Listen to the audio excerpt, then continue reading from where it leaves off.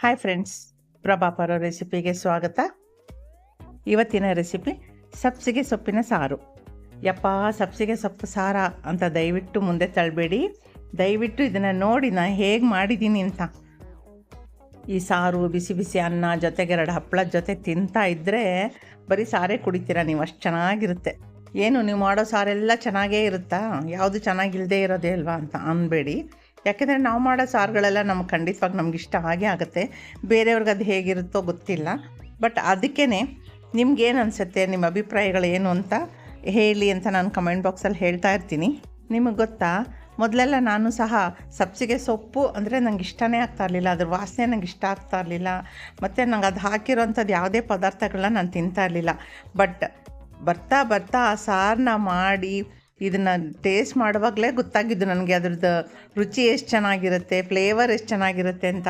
ಕೆಲವರೆಲ್ಲ ಹೇಳ್ತಾರೆ ಇದನ್ನು ತಿಂದರೆ ಗ್ಯಾಸ್ ಆಗಿಬಿಡುತ್ತೆ ಹಾಗೆ ಹೀಗೆ ಅಂತ. ಆ ಥರದ್ದೆಲ್ಲ ಏನೂ ಇರಲ್ಲ. ನಾನು ಈಗೀಗ ಈ ಸೊಪ್ಪು ಹಾಕಿ ಬಟಾಣಿ ಹಾಕಿ ಉಪ್ಪಿಟ್ಟು ಅಕ್ಕಿ ರೊಟ್ಟಿ ಮತ್ತು ಇವನು ಏನೇನೋ ಮಾಡ್ತೀನಿ. ಅದರಲ್ಲಿ ಈ ಸಾರು ಕೂಡ ಒಂದು. ಈ ಸಾರು ತುಂಬ ಚೆನ್ನಾಗಿರುತ್ತೆ. ಇದಕ್ಕೆ ಟೊಮೆಟೊ ಎಲ್ಲ ಹಾಕಲ್ಲ. ಸೊ ಗ್ರೀನಾಗೇ ಇರುತ್ತೆ, ಯೆಲ್ಲೋ ಆ್ಯಂಡ್ ಗ್ರೀನ್ ಮಿಕ್ಸ್ ಇರುತ್ತೆ ಈ ಸಾರು. ಬನ್ನಿ ನೋಡೋಣ ಹೇಗೆ ಮಾಡೋದು ಅಂತ. ವಿಡಿಯೋ ಶುರು ಮಾಡೋಕ್ಕೂ ಮುಂಚೆ ಯಾರೆಲ್ಲ ನನ್ನ ಚಾನಲ್ನ ಸಬ್ಸ್ಕ್ರೈಬ್ ಮಾಡದೆ ನೋಡ್ತಾ ಇದ್ದೀರಾ, ದಯವಿಟ್ಟು ಸಬ್ಸ್ಕ್ರೈಬ್ ಮಾಡ್ಕೊಳ್ಳಿ ಅಂತ ಕೇಳ್ಕೊಳ್ತಾ ಇದ್ದೀನಿ. ನೀವು ಸಬ್ಸ್ಕ್ರೈಬ್ ಮಾಡ್ಕೊಳ್ಳೋದ್ರಿಂದ ನಾನು ಹಾಕೋ ಪ್ರತಿಯೊಂದು ರೆಸಿಪಿನೂ ನಿಮಗೆ ಮೊದಲು ಬರುತ್ತೆ. ಬನ್ನಿ ಶುರು ಮಾಡೋಣ. ಮೊದಲಿಗೆ ನಾನಿಲ್ಲಿ 100 ಗ್ರಾಮ್ ಅಷ್ಟು ಸಬ್ಸಿಗೆ ಸೊಪ್ಪು ತೊಗೊಂಡಿದ್ದೀನಿ. ಇದನ್ನು ನಾನು 3 ಸಲ ನೀರಲ್ಲಿ ತೊಳೆದು ರೆಡಿ ಮಾಡ್ಕೊಂಡು ಬಂದಿದ್ದೀನಿ. ಜೊತೆಗೆ ಒಂದು 5 ಹಸಿಮೆಣಸಿನ್ಕಾಯಿ, 5 ಗ್ರಾಮ್ ಕೊತ್ತಂಬರಿ ಸೊಪ್ಪು, 8 ಕರಿಬೇವಿನ ಎಲೆ, 1 ಸ್ಪೂನ್ ಜೀರಿಗೆ, 1 ಇಡೀ ಬೆಳ್ಳುಳ್ಳಿನ ಬಿಡಿಸಿ ಕಾಳು ಇಟ್ಕೊಂಡಿದ್ದೀನಿ, 1 ಚಿಕ್ಕ ನೆಲ್ಲಿಕಾಯಿ ಗಾತ್ರದಷ್ಟು ಹುಣಸೆ ಹಣ್ಣು, 1 ಮೀಡಿಯಮ್ ಸೈಜ್ ಈರುಳ್ಳಿ, ಇನ್ನೊಂದು 10 ಕಾಳು ಬೆಳ್ಳುಳ್ಳಿನ ಸಪ್ರೇಟಾಗಿ ಬಿಡಿಸಿಟ್ಕೊಂಡಿದ್ದೀನಿ ಒಗ್ಗರಣೆಗೆ, 50 ಗ್ರಾಮ್ ತೊಗರಿಬೇಳೆ. ಇದಿಷ್ಟು ಬೇಕಾಗಿರೋ ಇಂಗ್ರೀಡಿಯೆಂಟ್ಸು. ಬನ್ನಿ ಶುರು ಮಾಡೋಣ. ನಾನಿಲ್ಲಿ ಒಂದು ಚಿಕ್ಕ ಕುಕ್ಕರ್ ತೊಗೊಂಡು ಅದಕ್ಕೆ ಬೇಳೆನೆಲ್ಲ ಹಾಕ್ಕೊಳ್ತಾ ಇದ್ದೀನಿ. ಬೇಳೆನ ತೊಳ್ಕೊಂಡು ಬರ್ತೀನಿ. ಈಗ ಬೇಳೆ ತೊಳೆದಾಗಿದೆ. ಇದು ಮುಳುಗುವಷ್ಟು ನೀರು ಹಾಕೋಣ. ಒಂದು ಚಿಕ್ಕ ಟೀ ಸ್ಪೂನಲ್ಲಿ ಅರಿಶಿಣದ ಪುಡಿ ಹಾಕ್ತಾಯಿದ್ದೀನಿ. ಒಂದು ಅರ್ಧ ಚಮಚ ಎಣ್ಣೆ ಹಾಕ್ತಾಯಿದ್ದೀನಿ. ಕುಕ್ಕರ್ ಚಿಕ್ಕದಲ್ವಾ, ಸೊ ಅದಕ್ಕೆ ಉಕ್ಕಬಾರ್ದು ಅಂತ ಹೇಳ್ಬಿಟ್ಟು ಎಣ್ಣೆ ಹಾಕ್ತಾಯಿದ್ದೀನಿ. ಈಗ ಇದನ್ನು 2 ವಿಷಲ್ ಕೊಡ್ತೀನಿ. ಇದಕ್ಕೆ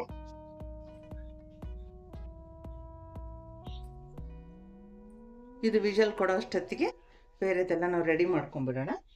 ಇಲ್ಲಿ ಸೊಪ್ಪು ತೊಳೆದು ತಂದಿಟ್ಕೊಂಡಿದ್ದೀನಿ. ಚಿಕ್ಕ ಜಾರಿಗೆ ಜೀರಿಗೆ, ಕರ್ಬೇವಿನ ಸೊಪ್ಪು,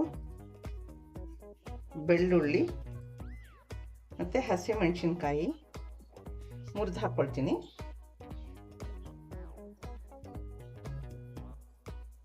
ಇದನ್ನು ತರಿಯಾಗಿ ಪುಡಿ ಮಾಡ್ಕೊಂಬರ್ತೀನಿ. ಕೊತ್ತಂಬರಿ ಸೊಪ್ಪನ್ನು ಹಾಕೋಬೇಕು.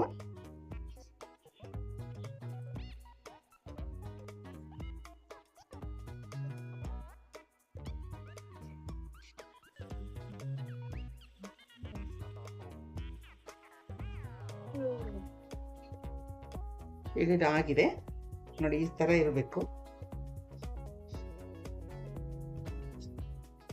ಯಾಕೆಂದರೆ ನಾವು ಸಾರಿನಲ್ಲಿ ಏನು ತೆಗೆದು ಹಾಕೋಂಗಿರಬಾರ್ದು. ಕೊತ್ತಂಬರಿ ಸೊಪ್ಪಾಗಲಿ ಹಸಿಮೆಣಸಿನ್ಕಾಯಿ ಸುಮ್ಮನೆ ಸಾರು ಬಡಿಸ್ಕೊಂಡು ಊಟ ಮಾಡ್ತಾ ಇರಬೇಕು. ಆ ಥರ ಮಾಡೋಕ್ಕೋಸ್ಕರ ಇದನ್ನು ಪುಡಿ ಮಾಡ್ಕೊಂಡಿದ್ದೀನಿ.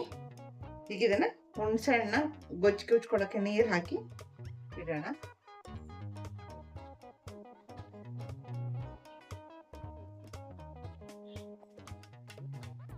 ಇನ್ನು ಸ್ವಲ್ಪ ನೀರು ಹಾಕ್ಕೊಂಡು ಈ ಥರ ಸ್ವಲ್ಪ ಕಿವುಚ್ಬಿಟ್ಟು ಇಟ್ಬಿಡೋಣ. ನಾವು ಎಲ್ಲ ಬೇಳೆ ಎಲ್ಲ ಬೆಂದು ಅದೆಲ್ಲ ರೆಡಿ ಮಾಡ್ಕೊಳ್ಳೋ ಅಷ್ಟೊತ್ತಿಗೆ ಇದಾಗೋಗುತ್ತೆ. ಈಗ ಈರುಳ್ಳಿ ಎಲ್ಲ ಚಿಕ್ಕ ಚಿಕ್ಕದಾಗಿ ಬಾಕ್ಸ್ ಥರ ಕಟ್ ಮಾಡಿ ಇಟ್ಕೊಳ್ಳೋಣ. ಬೆಳ್ಳುಳ್ಳಿನ ಪ್ರೆಸ್ ಮಾಡಿ ಜಜ್ಜಿ ಇಟ್ಕೊಳ್ಳೋಣ. ಇದನ್ನು ನಾನು ಸಪ್ರೇಟಾಗಿ ಒಂದು ಬಟ್ಲ ತೆಗೆದಿಟ್ಕೊಳ್ತೀನಿ. ಇದನ್ನು ಪಕ್ಕಕ್ಕಿಟ್ಟು ಈಗ ಸೊಪ್ಪೆಲ್ಲ ಹೆಚ್ಚಿ ರೆಡಿ ಮಾಡಿ ಇಟ್ಕೊಳ್ಳೋಣ. ಏನು ಕಡ್ಡಿ ಎಲ್ಲ ಹಾಕಿದ್ದಾರೆ ಅಂತ ನೀವು ಅನ್ಕೋಬೋದು. ಕಡ್ಡಿ ಎಲ್ಲ ತುಂಬ ಎಳೆಯದಾಗಿದೆ ಸೊಪ್ಪು, ಅದಕ್ಕೆ ಹಾಕಿದ್ದೀನಿ. ನೋಡಿ ಎಷ್ಟು ಚೆನ್ನಾಗಿ ಮುರಿದೋಗುತ್ತೆ. ನಂಗೆ ಅದು ಬಿಸಾಕಕ್ಕೆ ಮನಸ್ಸೇ ಬಂದಿಲ್ಲ, ಅದಕ್ಕೆ ಕಡ್ಡಿ ಸಮೇತ ಹಾಕ್ಕೊಂಡಿದ್ದೀನಿ. ನೀವು ಹಾಗೆ ಮಾಡ್ಕೊಳ್ಳಿ. ಕಡ್ಡಿ ದಪ್ಪ ಇದ್ದರೆ ಬೇಡ. ಹಾಗೆ ಇದನ್ನು ಹೆಚ್ಕೊಳ್ಳುವಾಗ ತುಂಬ ಸಣ್ಣಕ್ಕೆ ಹೆಚ್ಕೋಬೇಕಿತ್ತಾಗ, ತುಂಬ ಪುಡಿ ಪುಡಿಯಾಗಿ ಹೆಚ್ಕೋಬೇಕು. ಅವಾಗಲೇ ಸಾರು ಚೆನ್ನಾಗಿರೋದು. ಇಲ್ಲಾಂದರೆ ಅದು ದಾರ ಥರ ಸೊಪ್ಪು ಸಿಕ್ಕಾಗ ಮನೇಲಿ ತಿನ್ನಕ್ಕೆ ಬೇಜಾರು ಮಾಡ್ಕೊಳ್ತಾರೆ. ಅನ್ನೋರು ಕೂಡ ಹಾಕಿಸ್ಕೊಂಡು ತಿಂತಾರೆ, ಅಷ್ಟು ಚೆನ್ನಾಗಿರುತ್ತೆ ಈ ಸಾರು.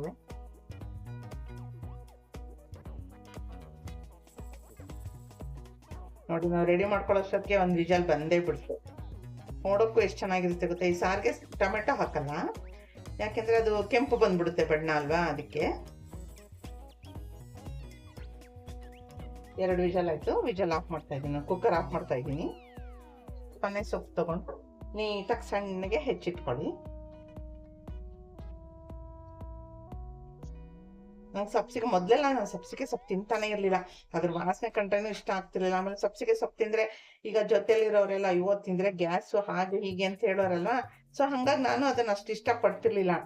ಆಮೇಲೆ ಅದ್ರ ಬಗ್ಗೆ ಇಷ್ಟ ಬಂದು ಒಂದ್ಸತಿ ತಿಂದಾದ್ಮೇಲೆ ಅವಾಗ ಸೊಪ್ಪು ನೋಡಿದ್ರೆ ಬಿಡೋದೇ ಇಲ್ಲ. ನಾನು ತರ್ತಾ ಇರ್ತೀನಿ, ಮಾಡ್ಕೊಂಡು ತಿಂತಾ ಇರ್ತೀನಿ. ಇದ್ರಲ್ಲಿ ಬೇರೆ ರೆಸಿಪಿಗಳು ತುಂಬಾ ಚೆನ್ನಾಗಿರುತ್ತೆ. ಅಕ್ಕಿ ಕಡುಬು ಎಲ್ಲ ತುಂಬಾ ಚೆನ್ನಾಗಿರುತ್ತೆ. ಉಪ್ಪಿಟ್ಟಿಗೆ ಬಟಾಣಿ ಹಾಕ್ಬಿಟ್ಟು ಸಬ್ಸಿಗೆ ಸೊಪ್ಪು ಹಾಕ್ಬಿಟ್ಟು ಉಪ್ಪಿಟ್ಟು ಮಾಡಿಬಿಟ್ರಂತೂ ಆಹಾ ಅನ್ನೋಂಗಿರತ್ತೆ.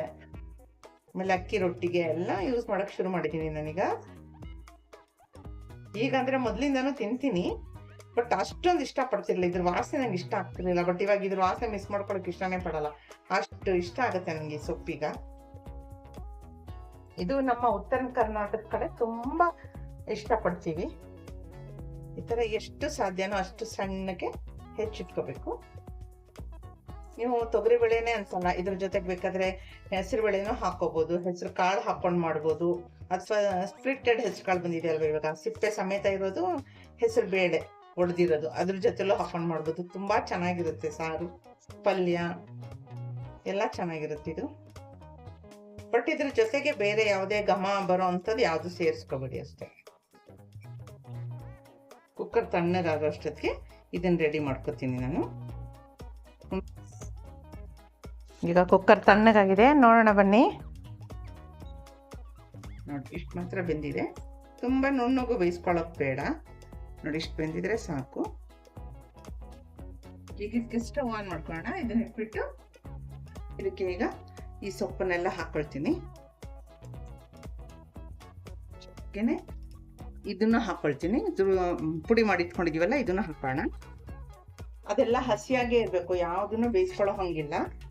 ಇದು ಸೊಪ್ಪೆಲ್ಲ ಚೆನ್ನಾಗಿ ಬೇಯೋವರೆಗೂ ಬೆಂದ್ಕೊಳ್ಳಿ. ಹೀಗೆ ನೋಡಿ, ಮಿಕ್ಸಿ ತೊಳೆದಿದ್ದು ಒಂದು ಸ್ವಲ್ಪ ನೀರು ಹಾಕ್ತಾ ಇದ್ದೀನಿ ಅಷ್ಟೇ ನಾನು.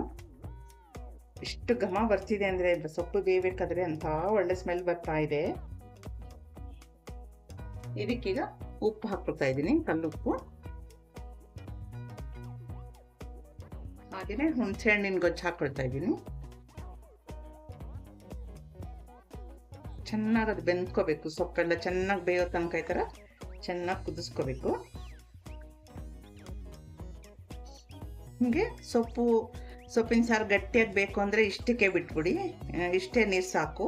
ಇಲ್ಲ ಇನ್ನು ಸ್ವಲ್ಪ ತೆಳುವಾಗಿ ಬೇಕು ಅನ್ನಂಗಿದ್ರೆ ಸ್ವಲ್ಪ ತೆಳುವಾಗಿ ಹಾಕ್ಕೊಂಡು ಇನ್ನು ಸ್ವಲ್ಪ ನೀರು ಹಾಕೋಬೋದು. ಬೇಕಿದ್ರೆ ನಿಮ್ಗೆ ಅರ್ಜೆಂಟಾಗಿ ಆಗ್ಬೇಕು ಅನ್ನಂಗಿದ್ರೆ ಒಂದು ವಿಜಲ್ ಕೊಟ್ಟರು ಆಗುತ್ತೆ. ಇದನ್ನ ಮುಚ್ಚಿಬಿಟ್ಟು ಒಂದು ವಿಜಲ್. ಸ್ವಲ್ಪ ಬೆಲ್ಲ ಹಾಕ್ತಾ ಇದ್ದೀನಿ, ಒಂದು ಅರ್ಧ ಚಮಚ. ನಿಮಗೆ ಬೇಕಾದ್ರೆ ಹಾಕೊಳ್ಳಿ, ಇದು ಆಪ್ಷನಲ್ಲು. ನಿಮಗೆ ಬೇಕಾದ್ರೆ ಹಾಕೋಬೋದು, ಇಲ್ಲಾಂದ್ರೆ ಬೇಡ. ಬಟ್ ಬೆಲ್ಲ ಹಾಕೋದ್ರಿಂದ ಈ ಉತ್ತರ ಕರ್ನಾಟಕ ಅಡುಗೆಗಳೆಲ್ಲ ತುಂಬಾ ಚೆನ್ನಾಗಾಗುತ್ತೆ. ನಾನು ಇಲ್ಲಿ ಮುದ್ದೆ ಬೆಲ್ಲನೇ ಉಪಯೋಗಿಸ್ತೀನಿ. ಅನ್ನ ಸುತ್ತಿದೆ, ಅನ್ನನೂ ಕೂಗ್ತಾ ಇದೆ. ಅಂತ ಗೊತ್ತಾಗುತ್ತೆ, ಇನ್ನ ಬೇಯಬೇಕು. ಇವತ್ತು ವಿಡಿಯೋ ಮಾಡ್ಬೇಕಾದ್ರೆ ಯಾವುದೇ ತರಹ ಮಾರವರು ಯಾರು ಬಂದಿಲ್ಲ, ನಾಯಿಗಳು ಬೊಗಳ್ತಾ ಇಲ್ಲ ಅಂದ್ರೆ ವಿಡಿಯೋ ಮಾಡ್ಬೇಕಾದ್ರೆ ಎಷ್ಟು ಜೋರಾಗಿ ಕಿರ್ಚ್ಕೊಂಡು ಬರ್ತಾರೆ ಗೊತ್ತಾ. ಆವಾಗಲೇ ಹೂ ಮಾರೋರು ಬರ್ತಾರೆ, ಆವಾಗಲೇ ತರಕಾರಿ ಮಾರೋರು ಬರ್ತಾರೆ, ಇಲ್ಲ ಗಾಡಿಗಳ ಶಬ್ದ, ಹೀಗೆ ಏನಾದ್ರು ಒಂದಿರುತ್ತೆ. ಇವತ್ತೇನೋ ಯಾರು ಇಲ್ಲ.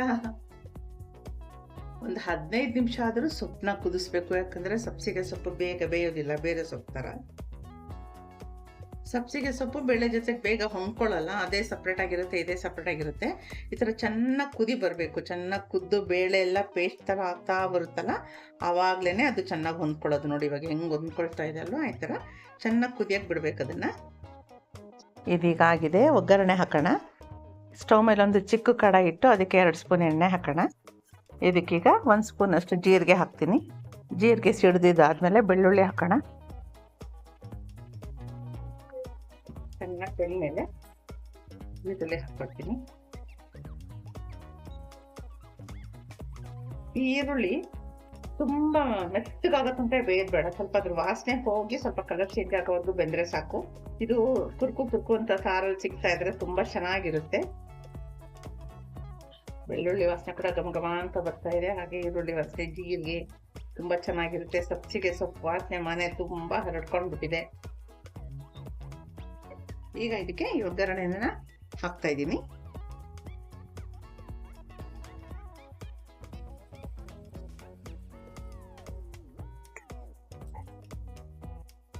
ಈಗ ಇದನ್ನ ಚೆನ್ನಾಗಿ ತರ ಮಿಕ್ಸ್ ಮಾಡ್ಕೊಂಡ್ಬಿಡೋಣ.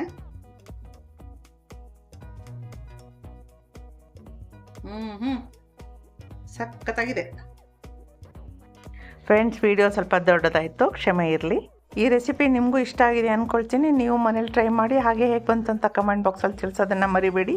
ಇದೇ ರೀತಿ ಈಸಿ ರೆಸಿಪೀಸ್ಗೆ ಪ್ರಭಾ ಪಾರು ಚಾನಲ್ನ ಫಾಲೋ ಮಾಡೋದನ್ನು ಮರಿಬೇಡಿ. Thank you friends.